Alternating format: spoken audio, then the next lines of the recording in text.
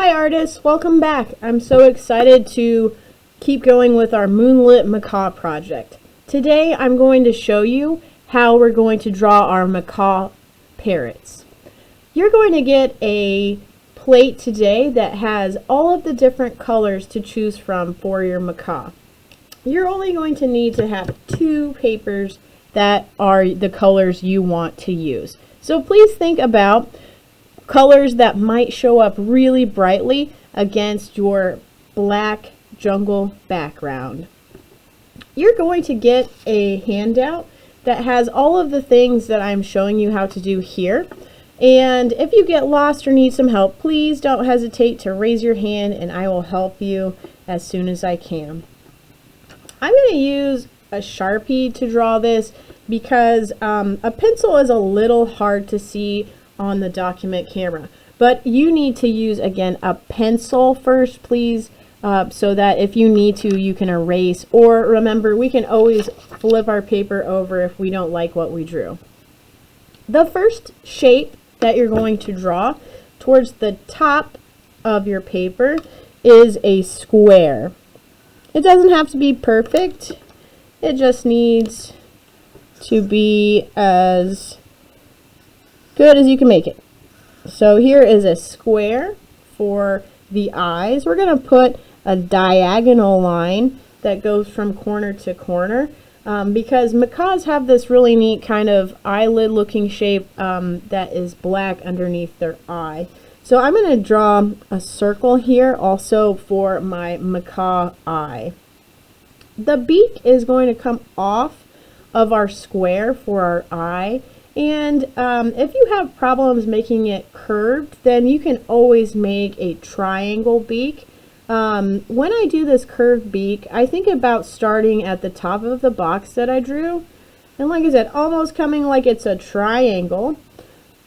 Starting at the bottom of this box and just kind of pointing it down. It might take some practice. And like I said, if you need to, you can make it just a regular triangle as well. Once we have these things done, we can think about the top of our macaw. So if you need to, you can also take your finger and kind of trace where your pencil is going to go. It's just going to come up and then down.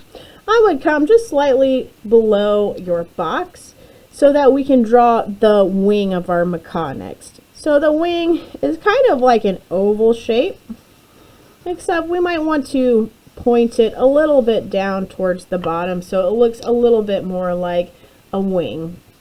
And from there we're almost done, friends. So we're going to finish the body of our macaw. So coming down and around towards our wing so we can make the tail. After we have the outline, we're ready to do some details. If you would like to, you can add kind of like a belly looking line here for our macaw. I think I'm going to color in the eye. So one of our learning objectives is to use line and shape to give the illusion of feathers on our macaw. So you're going to have all of your pastels, and one quick way to make our macaw look like it has feathers is to take a straight line with whatever color you want to use. Macaws are usually red and blue in the wild, but you can make a rainbow macaw if you'd like. I'm just adding these kind of texture lines so that it kind of gives us the impression that we're actually looking at feathers and not just a flat piece of art.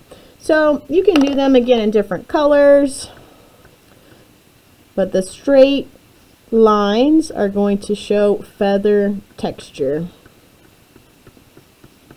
There are also other ways to show different textures. If you would like to, you can take your pastels and make some W kind of lines that show us kind of some circular feathers. Maybe I want to do that over here.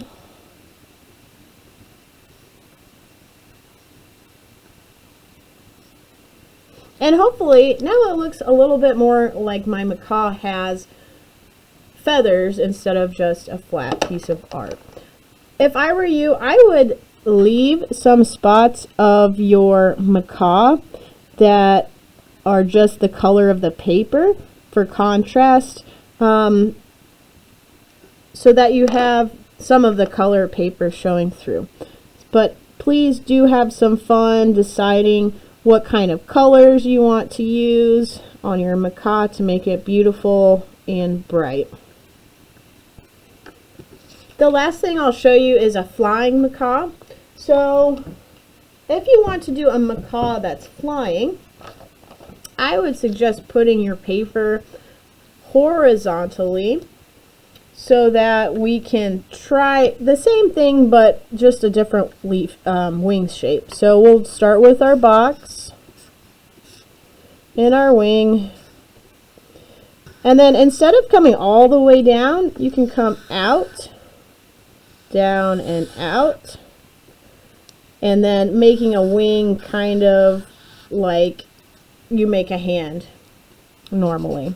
And now we have a wonderful flying macaw that is out in the wild.